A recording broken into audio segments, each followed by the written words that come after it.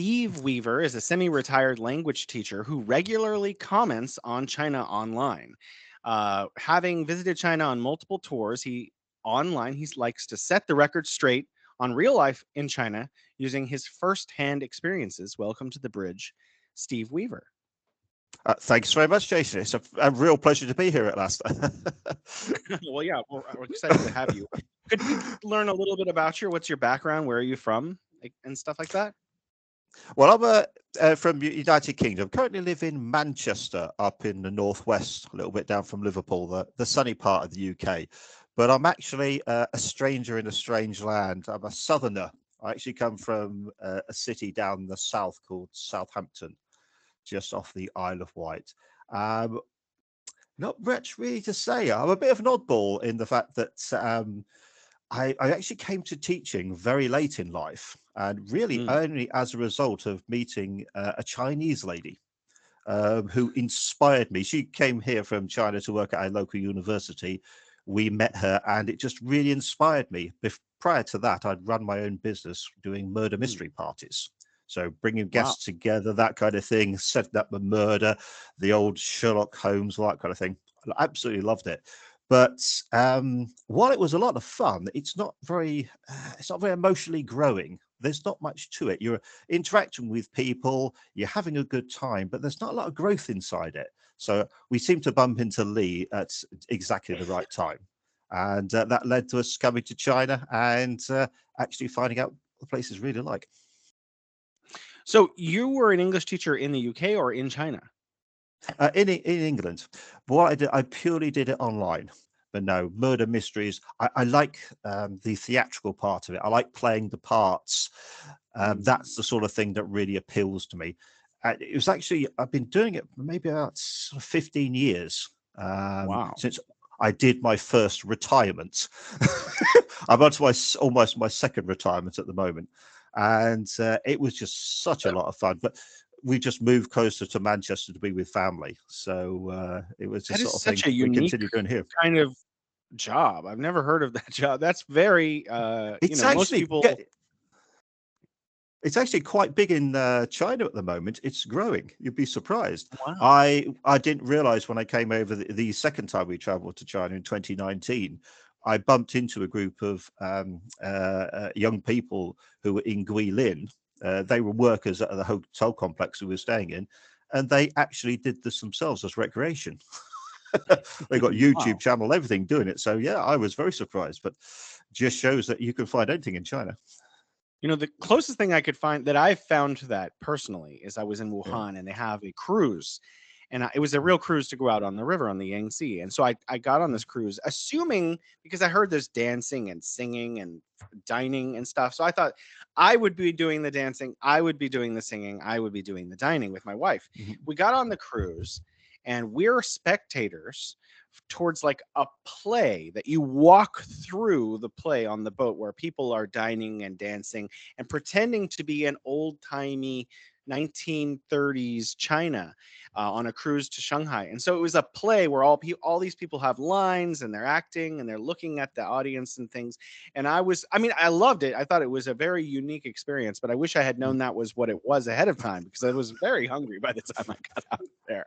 Uh, well, as I said, I've been doing it for about 15 years, but I made a very bad mistake on maybe the second or third one that I did.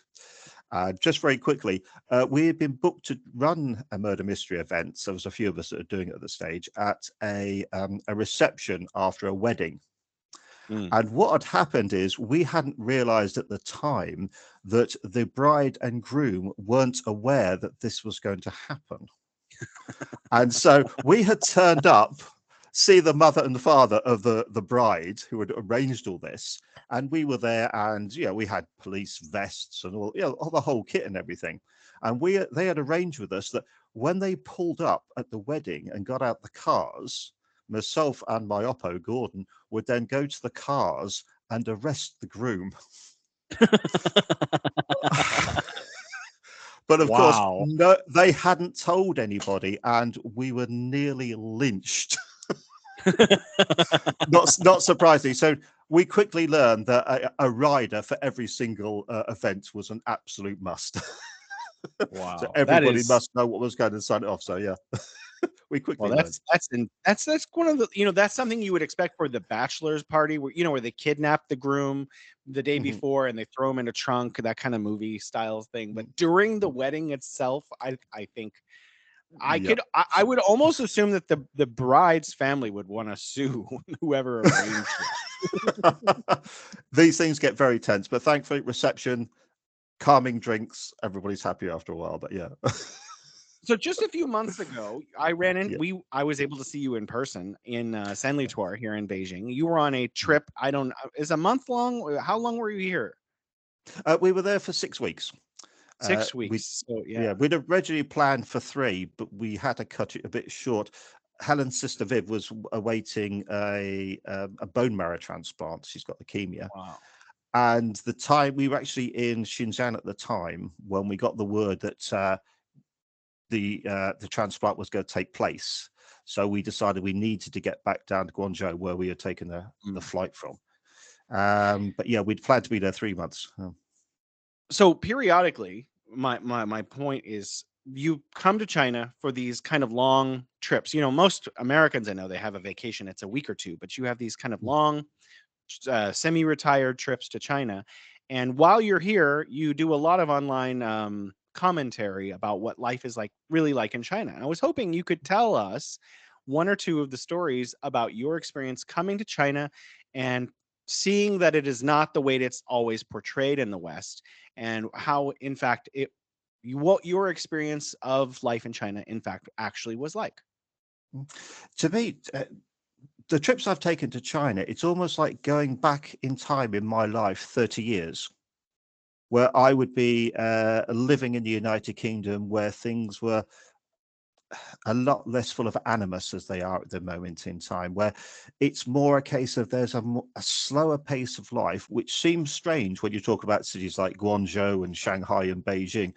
But there's Mhm. a quieter pace of life that both Helen and I really enjoy. It's a feeling as if we're almost coming home. It's a feeling Mm, that it's a place you will welcome. mm, For the very moment we stepped off the very first time we arrived in China, this was back in 2017. We'd invited to come by a Chinese friend. Got off the plane, and the very first thing, you go through your customs as you do, go through the immigration. We're standing outside. We come out into the arrivals area, and we're catching a collecting flight. Haven't got a clue where we're going. Haven't got anything. Within seconds of coming out of there, a policeman comes up to us, all in black and everything like that. And of course, mm. here's me thinking, oh, here's China. We're going to get arrested for something or anything like that. Come, ticket, show him ticket, takes us, not through the airport itself, but he takes us down a set of stairs, through all the administration and everything underneath the airport, straight up into the terminal where the flight was going to be. Saved us all the finding and walking away throughs. Didn't speak a word of English. He'd just seen the ticket, seen the connecting flight, took us through. That Mm, was my introduction to China. And that is China everywhere I've been. It's mm, people who have time for you. It's people who are friendly, approachable, and it's why we keep coming back. It's just some of mm, the places that we could enjoy so much. As I say, it's going back 20 or 30 years where it used to mm, be in the smaller parts of the United Kingdom, but we've lost that ability to relate to people. And but still where we mm. can find it in China. Well, I don't have firsthand personal experience of the UK, so I'm Mm, not. I mean, I do of the United States. Certainly, the mm, 1980s versus now in the United States were different, but there was still crime and there was still drug use in both, and there's still mm. certainly problematic times. But I mean, I guess now there's a lot more political aggression in the United States, whereas in China there's a lot more. Yeah, there's the kind of a unity, a social harmony. Is that what you're kind of Absolutely. getting Yeah. at? Yeah. Yeah. What about? It's Are you talking about criminality also? Oh, I one of the things I have never felt safer in any country, and I've traveled extensively, Europe, America, you name it, Middle East, etc. I have never felt any place that I have felt more at home and more comfortable and more secure. And Mm, it's not just a result of the fact that China has an enhanced level of security, as we would see, say, in the United Kingdom. It's not that. It's the fact that you can go somewhere. I can walk out at night, and Mm, the city streets are full of people of all ages, of all social types, out enjoying themselves. They're going about their mm, normal business. They're in the restaurants. They're in the shops. It's that kind of thing.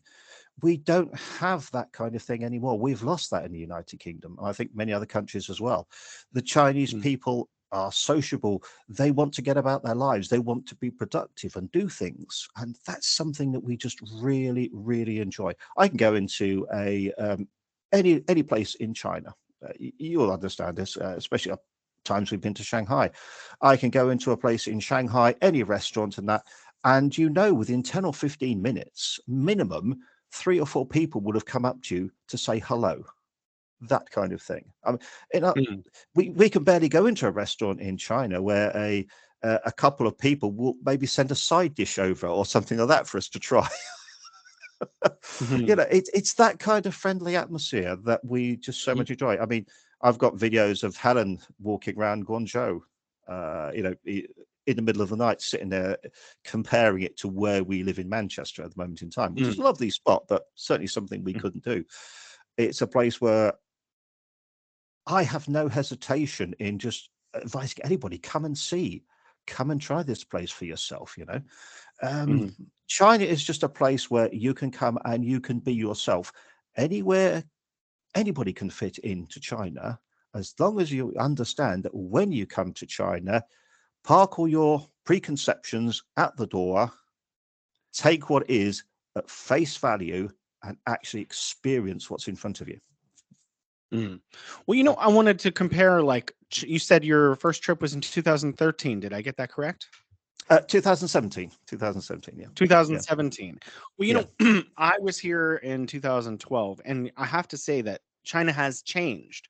You know, Mhm, um, when I was here in 2012 to, I don't know, 2015, 16, there was a lot of pollution. I mean, this is something that the Western media did get right. It was true that there were a lot mhm, of very polluted days in a lot of cities, and there were a lot more sandstorms coming in from, Inner Mongolia and Mongolia, and that is considerably lessened now.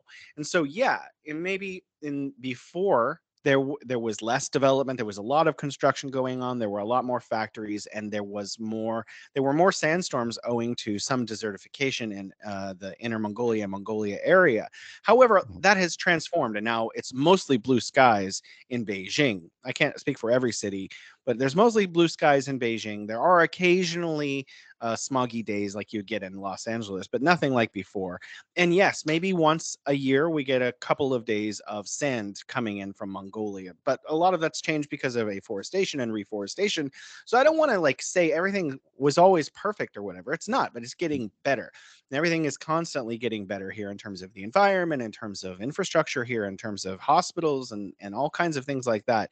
So I was hoping you could tell us from your personal experience, 2017 and your trip in 2023, how did things compare? Were things, rosy both times, or did you see changes? What changes did you notice? Oh, absolutely. Yeah. The two major changes I noticed was that first when we were in Xinjiang, we've got to Xi'an a number of times. It's just absolutely amazing. And what Xinjiang is a beautiful city outside the walls and inside, but it's particularly inside the city walls that we like. And when we were there, though, we did notice there were areas that were quite run down. Hmm. Usually towards, say, the west part of the city, the opposite side from the children's hospital. And there were areas there that were quite run down. And even this time, we noticed that there were still, but the pace of progress and the new building that had gone on was amazing to me. Where previously we had seen up towards the railway station, there were whole areas which were really a bit of waste ground with very little going on. There were new properties that had gone in. There were new flats. I'm not talking the high rises within the city walls. They tend to be lower rise, that kind of thing. The way things have been tidied up and cleaned up was, it's incredible. Got some Mm, beautiful pictures walking around the wall, new neighborhoods that had gone on. Was absolutely fantastic.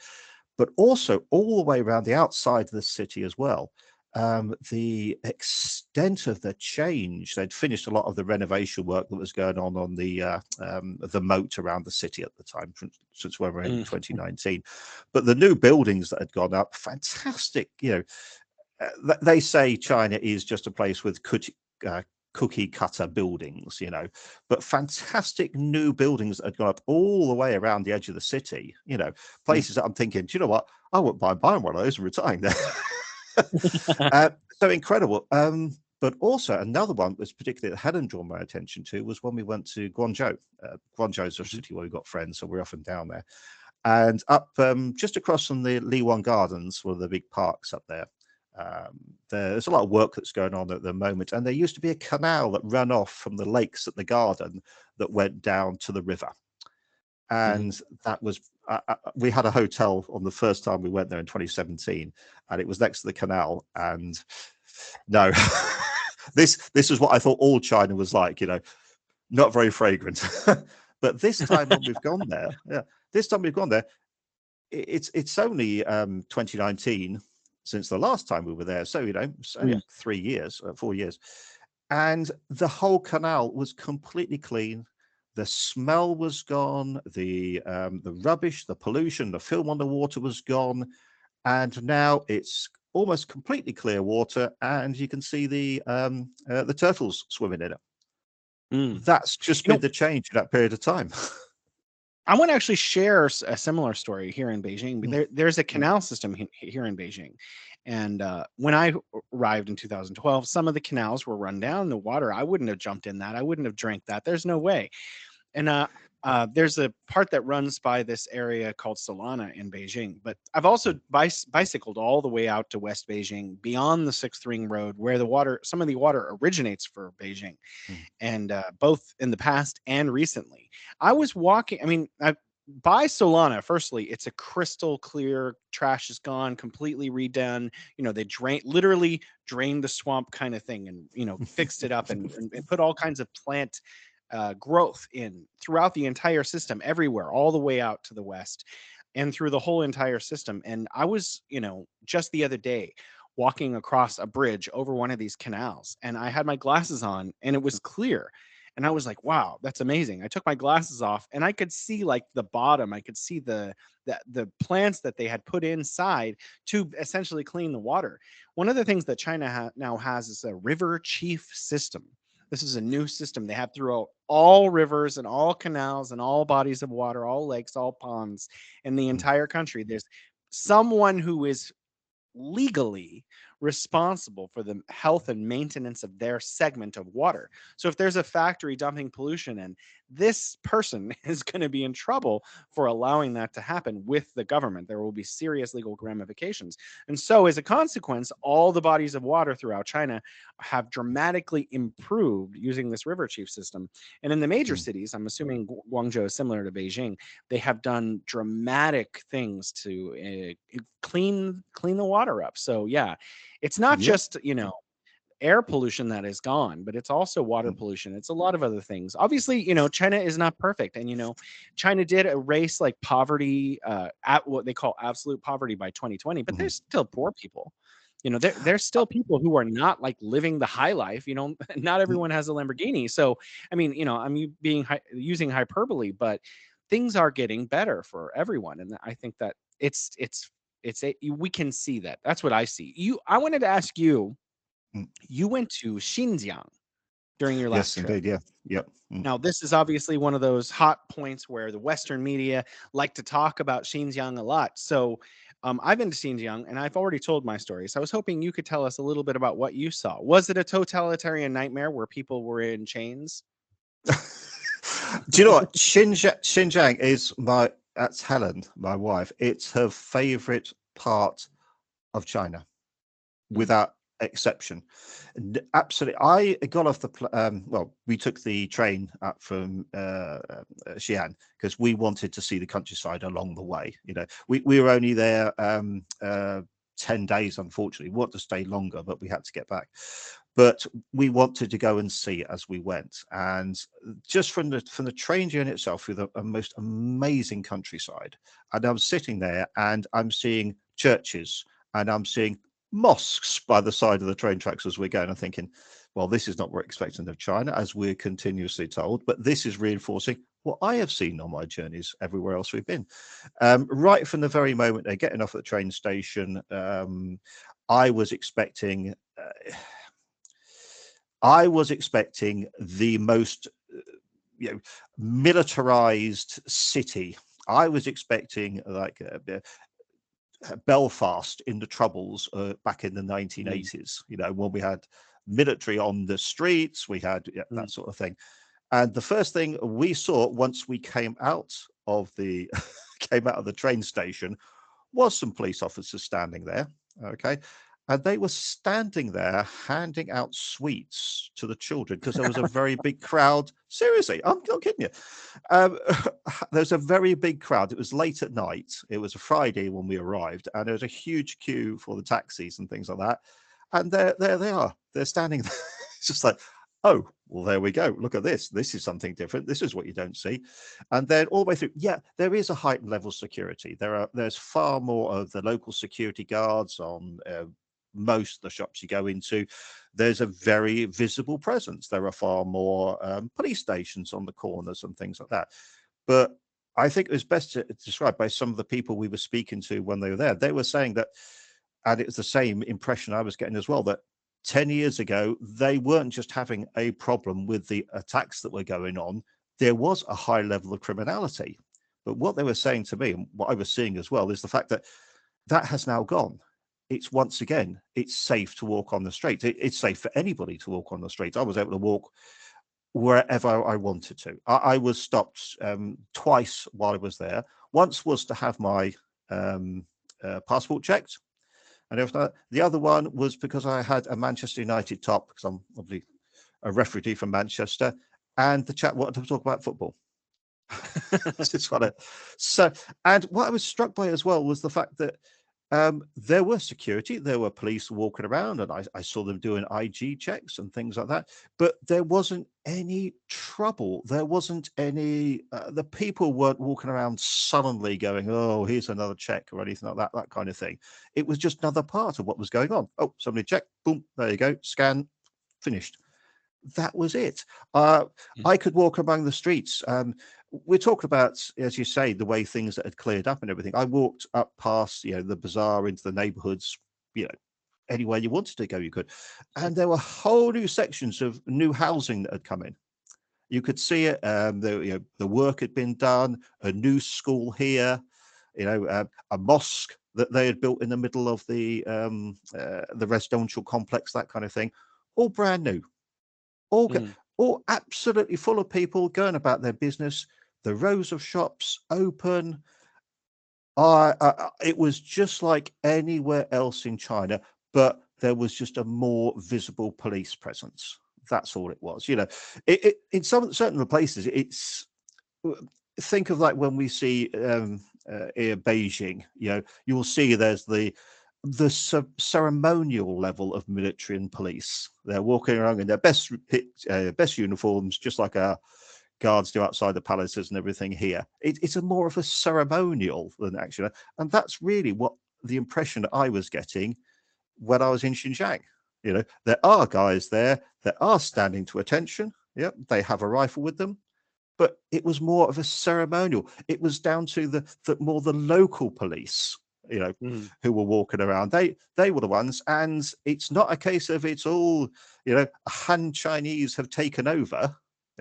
The vast majority, and I mean the vast majority of the police and security personnel were from the ethnic minorities, be it a Uyghur or whichever, be it a Hui. They were that.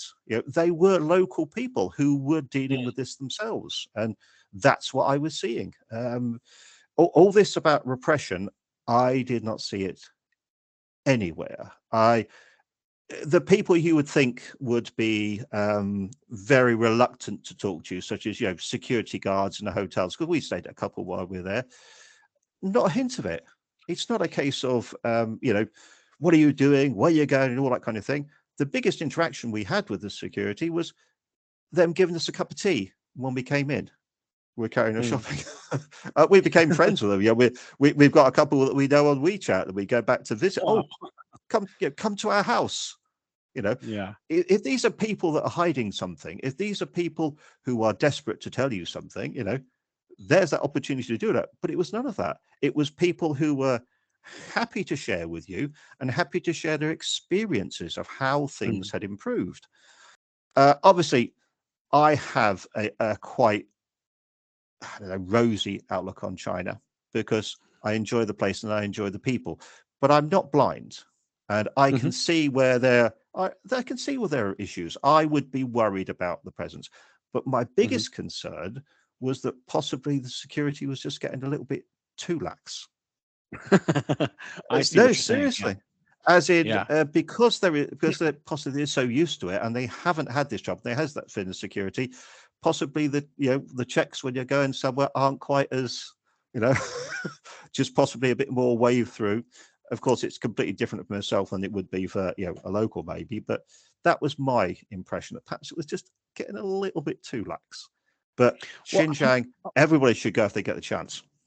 I have one last question before we move on about this topic, Mm, and that is, there was been shifting, goals on this. So it seems like the concept that there was some kind of, crimes against humanity or genocide just sort of disappeared. So a mm. lot of the new rhetoric coming out, oh, it's a cultural genocide, right? So they're erasing Uyghur language, erasing Uyghur culture, erasing. Did you, when you were there, did you see Uyghur language? Did you hear Uyghur language? Were people allowed to dress in both modern and, also in traditional attire?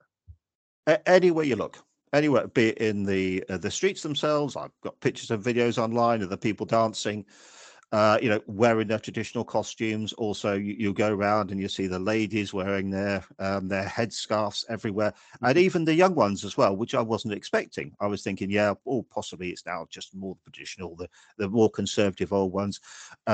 No, people going in and out of their mosques. You see the imams going in and out, etc., and wearing their garments as they would. You go into the shops and you can go and buy, you know, a traditional outfit if you want to, you know, Oh yeah. and these are Uyghur businesses. There's people are sitting in there. The signs above, you'll have the Chinese, you'll have the Uyghur, even the banks. If you go, there it is, the Bank of China. Okay, what's going to be more monolithic and bureaucratic than the Bank of China? Bank of China, same in Uyghur above. Mm. That's what it is like everywhere. The people in the parks, Chinese parks, they're almost a cliche. You go to a Chinese park and you see Yeah. people enjoying I was at a themselves or park this dance. morning. Yeah. It is a Oh, cliche. I so miss that. I go But for a yeah, no, morning walk every morning in the local park and watch the old people doing tai chi. It's great. It's a very great way to yeah, start the yeah, day. yeah. But no, so nothing like that. I went into the bookstores. Just around the corner from the hotel was one of the big bookstores. There's books. There's specifically Uyghur language ones. There's Wow. specifically Han Chinese ones. That's an experience There's next time I go, I'm gonna look for that too. Yeah, Xinhua Bookstore. Xinhua Bookstore. Yeah. Yeah. It's just next to where because they've only got the one metro line at the moment, but there's two new ones they're building through. The two lines intersect in the middle of this square, which I'm afraid the name a bit difficult. It's just along from the bazaar. But no, and people were not afraid, as I say, to invite you to their place. Mhm. I knew a couple of students of mine who I taught online who I was able to go and visit for the first time. That's great. They're in Tilafan. So we took the old green train down one night. Uh, I love the HSR, but to get to know Chinese people and see Chinese people as well, and take the old trains at least once because they're just fantastic, and you Mm. really get to see people and that. But we went down there. They took us, and they said, "We've got a surprise for you one morning." I have two friends, Artem and Hope, and they said, "We've got a surprise for you." Okay, it's a secret, can't tell you. And so they drove us, and they were taking us to the Flaming Mountain, the big tourist spot, and the Thousand Buddha Grotto. But I do wanna Mm, ask you some other questions. mm, When I was talking with you in Sanlitun in Beijing, you mentioned to me that you did not always think like this, that in the past that you had a very different conception of what China was like from your rosy colored glasses that you have now. Could you walk us through what changed your mind? Yeah, it's quite embarrassing, really, because as soon as I finished school, I joined the army, and Mhm. I'd always wanted to be a soldier. And I was brought up on the kids' comics of soldiers going out and fighting the. So that's all I wanted to do. College, no, forget that. Straight in the army, and went through the army, and I saw a very much a view of the world that fitted my viewpoint, and I was happy with. Over there are Mhm. the Russians. Over there are the Chinese, the bad guys, the enemies. And I never had, to my shame, I never had a desire or a reason to look beyond that, you know, to look why that was or look why we looked at them that way. It was good enough for me to know that's the way it was. Okay. That's the way we were trained to be. That's the way we were supposed to view them. And so never looked beyond it. And that followed me through almost my entire life Mhm. until one day my wife met a Chinese lady at the bus stop. This was in 2015, I think it was, at the bus stop outside our house, who needed a hand with something. Cut a long story short, we got to know her, and she ended up living because she was looking for a place to rent. She just arrived in Manchester, and she'd end up living with Helen's mum because she had a Mm. place in the house. I still had that very racist outlook towards Chinese people, which was that they were something to be wary of. They were an enemy. And so I said to Helen when she came back, I said, got to be careful. We've all know about this. We can see it in the papers. We've heard about it here. At this stage, this is 2015, so we had seen, we'd heard already about the crackdown, as the papers were calling it, in Xinjiang, and we were getting a very one-sided view of it. All we were getting were, these poor people being downtrodden. That's all we were hearing. And so this is what I was saying to Helen. And I believed that right the way through up until the first time that we went to China. I didn't really want to go because I was thinking this is going to be nothing but trouble. I'm going to see the China that we're warned of. I'm going to see the Mm. restrictive China. I don't want to be a part of this. But Helen knows better, as they always do, your better half, persuaded Mm. me we should go to China and have a see. That's what I did. First thing off the plane, as I say, we bump into the police, the policeman. Right. That's it. There was none of. I'm a religious person. I actually took my religious scriptures with me when I went and that kind of thing. And I was terrified waiting in line for immigration because I was expecting it to be, strip searched and for everything to be taken and thrown away. And after all, I'd heard on the papers and I heard on the TV and read in the papers that when you go there, they look through your phone and check your social media and all that kind of thing. It took me less time to get through the Chinese immigration than it did on the way home to get through Manchester. And Mm. I'm a citizen of this country. I went into China with one hand on my wallet, one hand on my mobile phone, and was looking for, okay, what's happening? Either the police are going to come and arrest me or there's going to be some crook, because I had seen some of our friend Sapenza's videos Mm. and I had believed them. So I The was the expecting. no birds in China thing, I can never get over that because I literally see birds all day, every day. So I don't even watch his content anymore because after that one, I was just like, oh, okay, this is just ludicrous junk. That's the stage it was getting to. But this is my second day was in China. We'd got a collecting flight, as I said, from Beijing. We were going down to see our friends in Guangzhou, and we got up the second day, and we decided that we were going to go and have a walk around the city. Yeah, got on Mhm. the metro, and Which city it was was a this? Your sorry, first time in China. Which city was it yeah, that you were in? Guangzhou. Guangzhou. We'd gone to Beijing, got a collecting flight down to Guangzhou. So the second day, we were still a bit jet lagged and everything. Got on there, beautiful clear skies, which you're saying about the pollution. I'd read about all the pollution in China, and I'd told Helen as an asthmatic, "Oh, we need to take this, take that, take your medicine, take your mask, take everything." Beautiful clear sky. What a fool did I feel? But we went on the metro, and we took it down to. I'm afraid the name of the square forgets me. It's the square that is down by the river where they have the old building that was the first place they did the Canton Fair. sorry. I don't know because I've never been to Guangzhou.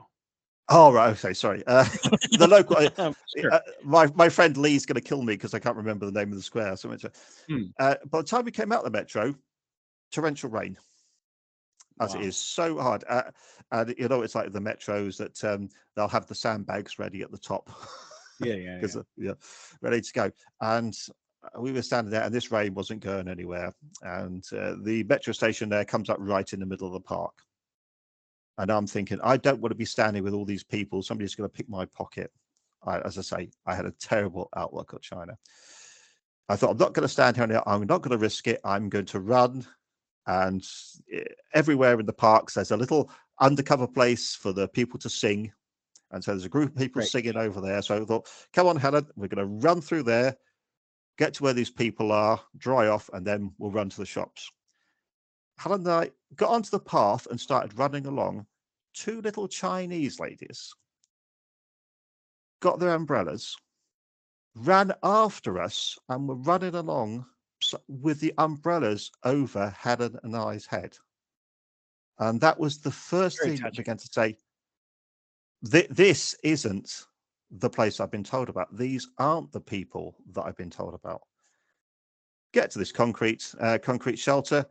Within 3 minutes, we're singing songs that we've no idea. we're soaking wet. Two foreigners. Next thing you know, you're pulled in by a Chinese lady. She wants you to sing with them. That has been my experience everywhere I've been in China, without exception. My question is this: Were the songs in Chinese? Because Yes, how were you singing? absolutely. How were Yes, you singing? I've no idea. I've no idea what we were singing. They all have their microphones and their big boxes of speakers, and so they give you a sheet of words all in Chinese, and you just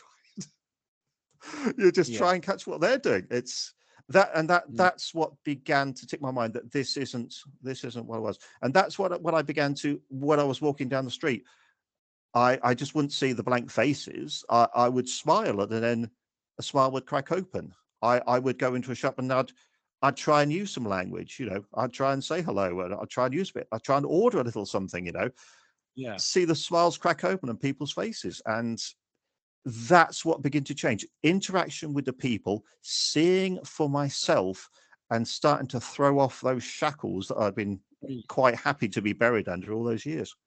Amazing. So really, if we're going to change a lot of opinions for people, what we need is a lot of tourism to China so that people can see what China is like for themselves, instead of filtered through the well-known BBC filter, where they literally actually make the sky gray. Yes, Jason I Lightfoot, believe that. who I've met, he actually was one of the people they did that to. He was doing a video, and he made a video, posted it online in China, and the BBC took some of his footage and grayed them. So he made another video comparing the footage that they put on their media to the original footage, showing that BBC literally changes the skies to gray. So yeah, it's just bizarre. I mean, we can't try that. So we need more people to come to China to have the Steve Weaver experience. So, I'm glad that happened for you, but we have a lot of other people that we need to also let them see China for themselves and make their own assessment. Can I ask you, I know this is maybe a big question because you've been on quite a few trips. What cities in China have you visited? Really, just the big ones. We've been to Beijing every time we've come, because obviously we're flying into there. Beijing, we've done Xi'an, we've now Urumqi, Tudafan, Chengdu, Chongqing, Guilin, Guangzhou. Keep going around Guangdong, Shanghai. That's it going around. Yeah, but usually we haven't see that much of China. Go ahead. I'm sorry. Oh, so we haven't still been to the three of the places that are my absolute must. I was hoping to get there this time around. One of them is Kashgar, because I barely scratched the surface of Xinjiang. There's so much I want to see and do there. Yeah. I desperately want to go to Nanjing. That was one that I really, really wanted to go to, especially recently seeing your videos as well about going to the museum, the Remembrance Museum there. That's something. I don't think you can begin to understand China until you can begin to understand the history of China and Mhm, what mhm, China's been through, what has been inflicted upon China. mm. Also, I really want to go and see up near Chengdu. Forgive my pronunciation again, but is it the Shangshui Dui Museum? The incredible Oh, right, in stylistic Dayang. ancient sculptures. It is Yeah, so yeah. amazing. Okay, I'm here in Beijing. They have one of those masks in the Mm, National Museum. So after it became really famous a few years ago, I went to the National Museum. I saw it. I was like, well, that's really cool. But then when I went to the museum that you're talking about, the Sun Xingli Museum in Dayang, mm, I was just blown away. There's so many more artifacts there than I expected. And there were mm. so many diverse interpretations, artistic interpretations of reality that I had never that did not exist in some other similar form in my imagination. I'm going to do a video soon in the next week or so that's coming up, just about some of the showcasing Ah, some of cool. the art in that museum from, Mm, 3 to 5,000 years ago. And mm, the way that they portray horses is so stunning and unique and just outside of, if you've been to art galleries your whole life like I have, I was still like, whoa, that is like, the first time you see a Jackson Pollock, it was just so different from everything else I'd seen. It really is worth seeing. I hope yeah. you can make that trip. But what I wanted to mention is, you say, oh, I've only been to the top cities, and then you name like a dozen cities. So for someone who does not live in China, you've certainly seen a lot of China. It's I like to go to places that um, I like to be organized when I go, and so I'll have I'm the one that does the itinerary. Helen is the one that will say to me, "Oh, what about? We could just take a quick trip down to Kunming or something like that along the way." But there were specific things within the cities that I chose that I wanted to see because they had, to my mind, such an important part in Chinese history. Like with Chongqing, obviously being the capital during the war against Japanese aggression, Mm, then there was so much there that from my military mindset that I wanted to go and see.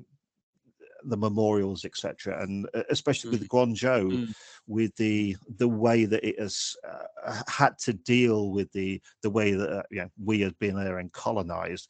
Every time I go, I find something new in these particular cities. So it's a hard job for me then to break away and go to the other places as well that I want to see. But there is just so much that we do not understand and do not see from the Chinese viewpoint. Just very mm, quickly, I learned something completely new when I was in Guangzhou this time around, just by walking along walking along the front there, walking up towards Shamian Island. There's a memorial there for a massacre that took place back in the 1920s when some people were murdered by the guards at the island because they thought they had been stealing. And then the workers had gone on strike down in Hong Kong, and they'd marched up to Shamian to protest. And boom, out come the guards and the soldiers from the Shamian Island, kill loads of them. mm, And I was thinking, I came back and I was telling the people here in the retirement complex, this is something we've never heard about, but it's the equivalent of China, say, setting up a complex in Manchester, shooting some locals, the Dockers marching up from Liverpool because it's that same distance away. Manchester's a city on the inside on the river. Liverpool's the one down the coast. Come up here and then them being shot as well. I mm, mean, if that had happened within the United Kingdom, we would have gone to war over it and we would never heard the end of it. But this is mm, something that we have gone to China and we have inflicted on them. And this mhm, is only just 100 years ago, and it's not the least of the things we've done. We don't know about these things that we have done because we've chosen to forget about them. And therefore, we don't see from the Chinese viewpoint why there is reluctance to do certain things. So we've got to get a better understanding. Now, we can go there, but one of the things also is we need more Chinese people coming here as well. mhm, We mhm, need to hear that there is an attitude among a lot of English people that I'm not going to go there. They have this mm, daft idea maybe that it's too expensive, it's too repressive when they won't know until they've gone. But we could do with Chinese people coming here as well to tell their story, at the Confucius Institutes, more at our universities. I'm not just talking students, but I'd like to see more trade delegations coming over here. People who see the fantastic things I've been to see on myself, like we used to have the state circuses coming over the state valleys. And China hasn't really been doing that for a while. And unfortunately, other people, we have now the Falun Gong who've come in with the Xunwei, that they have tended to fill that vacuum. And so our airways now, traditionally at this time of year, are full of them coming around and doing their dance, their dance spectaculars, that kind of thing. And they have the thing, find out about China before communism. They are filling that void that China's leaving, and China possibly could do with doing a little bit more of that over here as well, so that we can see it. So we don't think of China as Chinatown. That's how we think that China to us is that place that's far away, that's a threat, or it's this little piece over here where we can go and have a takeaway. That's all we tend to think about it. So we need to not just have our people come there, we need to have some high profile Chinese people come here as well, so we can see how perfectly normal they are. Like cultural delegations, business delegations, all kinds of increase. Yep. I want that for the United States too. I don't know how it is in your country, but I'm a little concerned though for students coming to the United States, because there has been an uptick in violence, not just against Asians. I mean, that's true, but there's just been a general uptick in violence in the United States. So I get concerned, but I definitely would like to see more, business ties between the United States and China. So I can understand your desire to also see that with the UK, especially since you guys recently went through the Brexit, and you could probably do with some more international business ties to help your economy kind of get restarted. So I think that would be good for you. I have another question though. You like me are constantly in your wife's shadow.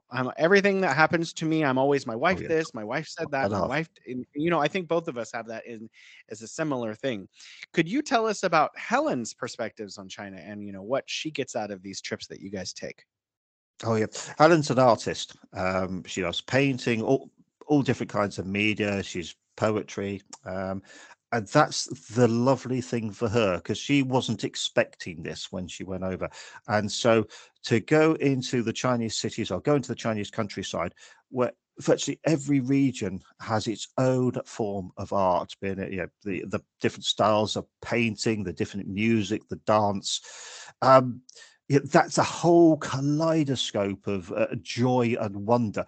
Seriously, if you're an artist of any form, if you enjoy this arts, if you enjoy music, if you enjoy dance, China is, however many million square miles of wonder. You can just walk anywhere you wish. I mean, we were sitting there in the Xinjiang, I'm sorry, it's the big park they have. It's just outside the city now. Sorry, it's the big park, the botanical gardens. I beg your pardon. Sorry, it's getting a bit late for me. The botanical gardens there, and we're just sitting down there, and we can just hear this older gentleman. He was just sitting around the corner, and he was just doing this amazing and beautiful singing. And that is the sort of thing you go anywhere, but it's the sort of thing that not only are people not afraid to go out and do, they'll go out anywhere and do it. They want to go out and share that with you. So it's the place where you can go and experience that. If we were to do that in England, we would get most probably chucked out or arrested for being drunk and disorderly. What? We wouldn't. I'm serious. If you were to go and do that, they would think that you're going to be busking and asking for money or something like that. We would be told off from doing that because we would be making a nuisance. There will be somebody who doesn't like that kind of thing. Let's pause for a second. I have a question about that. So you're saying that a normal person like you or I couldn't just go to a public park and just decide to start singing? You would annoy somebody. There would be do you need a somebody. permit or something for that? No, you wouldn't need to. But we have a level of discourse and a level of enmity now in any form of public interactions where the slightest little thing will set off an argument or a disagreement. And if you are doing something such as singing or maybe playing an instrument in the park, 99 times out of 100, somebody will take exception to that. That's Wow. the way it is. Our country has got very polarized, and there will always be some. If you go to China and you go to a Chinese road, and you'll see the cars, always busy, the bikes coming at you from every angle. Yeah, it's true. 10 seconds of that in Manchester or virtually any city in London, any city in England, London, Birmingham, Leeds, or even the small ones, 10 seconds of that would end in a fight, would end in road rage. There's just in Manchester yesterday, a bloke was stabbed because there was an argument at traffic lights over two cars. Wow. That is the level we have. I was curious about this because, I like everyone else. If I see a car accident, I stop and I Google, so it was 2-3 days ago, I heard a bam, but it wasn't like a bam, you could hear the modernity of the cars crumpling when they hit each other. It was a mild fender bender, but strong enough to where probably both of them can't drive their car without looking ridiculous for the next, until they've had some work done on them. But I was like, okay, how's this going to go? I stopped as an onlooker and was watching the people get out. And I was shocked to see both of the drivers of each of these two cars get out smiling and laughing with each other about exchanging information. And I was just thinking, in America, they would not be smiling and laughing about this. We are the same. We are the same, yeah. It's not to say you don't see Chinese people having a good row. Yeah, sure. Yeah. I saw that too today. Yeah, but not. But the level that we see of forgetting to indicate or maybe a little bit of cutting off, they're used to that. Over here, that is instant war. We have in the United Kingdom, in particular, we go from passive to full on. I'm going to kill your entire family in 2 seconds flat. Seriously, when it comes to the roads and things like that, you don't mess. Roads, driving, and parking, forget about it. Really, you don't mess with that in the United Kingdom. And we don't have a lot of time We don't have a lot of time left. I just want to ask you one last question before we go. Yeah. When because obviously your perspective, my perspective is very different, having spent a lot of time in China. But I'm not back in the United States, so I'm not back having these conversations with people about what life in China is really like. And you're back in the UK, you're talking to people. How do normal, everyday, British folks at the pub or whatever, or at the park, react when you tell them, "Oh, China is a nice place. People are cool there"? The vast majority of that will not believe you. Unfortunately, they will not believe you. Because the way our country is, unfortunately, devolving, as it were, things are getting worse. Our level of discourse is getting terrible. People are now, they have this level where it is just their life, just what they can see in front of them, the next meter. That's their concern. That's what they pull all their energy into, that next step of life. That's what it comes to with our economy, the way our jobs and industries work, and the way our hospitals, etc. are. They pour everything into just making that next step. And so therefore they have very little time to worry about, as they see it, anything else that's happening in the world. And while there may be a brief burst of interest and a brief burst of concern, say, about what's happening in Gaza, or anything else along those lines, Ukraine, very, very quickly that then devolves back into that little square meter. And our media is very good on making that bubble for people. So they'll say, oh, yeah, okay, fantastic. But then their mindset goes back to that next step and that next bill they've got to pay. Everything else is in effect too big for them to worry about. It's when we get maybe to the likes of the academia and the politicians, it gives them something to rail about and gives them something to fence in people's opinions. But I'm afraid the majority of the normal people you'll see on the street, they'll have that opinion that it's just too big to worry about, and therefore I'm not going to. I'll take your word for it, fantastic, but I'm never going. So You're a fantastic storyteller, and we are out of time, but I'd love to have you back on in 6 months if you have the time, so we could get some more ideas out of you and some more I'd stories love about to. your Yeah, experiences because in China.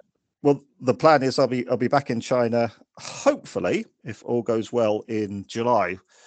I Maybe was listening we to. could meet in person and do this in I'd person. love to. I was listening to a great podcast only last week, and I heard this man saying, "Well, what you should really do is, if you want to know China, you should come over and maybe try living here for a year." May sound Yeah, I familiar when think you're talking to Baby. It was I you. wish that everyone would do that. All people from all countries should spend a year in a different country. It doesn't matter which That's country. Just we yeah, should all like go abroad for a year some point in our yeah, life, because that's, yeah, even if it's not China, just like, the country next door. I think that would mm, create a lot more yeah. So we're gonna. open-mindedness between people. So I'm All going to right, come thank you so over for a much. year, but Last question. I'm sorry. I lied. Where can we find you on Twitter? What is your Twitter handle? oh, it's at Steve Weaver TEFL. I'm not sort of a person who's trying to build a following or anything. I'm just a bloke on there who says things and likes it. Not an influencer, nothing like that. But that's where you can find me. It's just I just Right. want to talk to people about China. Thank you so much for your time, Steve. Thank you so much for your time, listeners.